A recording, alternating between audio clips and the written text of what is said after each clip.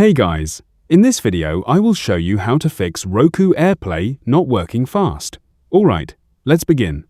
If your iPhone won't see your Roku when using screen mirroring, the first step is to check Wi-Fi. Make sure both devices are on the same network and band.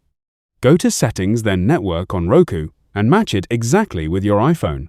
Disable any guest networks, as they can block device discovery. Next, toggle AirPlay off and on.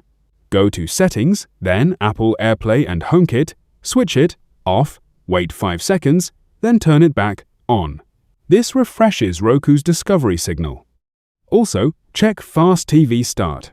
Go to Settings, then System, then Power, then Fast TV Start, and ensure it's enabled. This keeps the network active so your phone can find Roku even after sleep.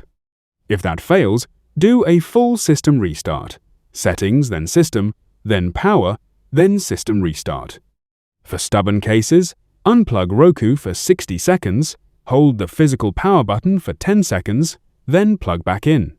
So that's basically how you can fix Roku AirPlay not working fast. That's it for this video. Thanks.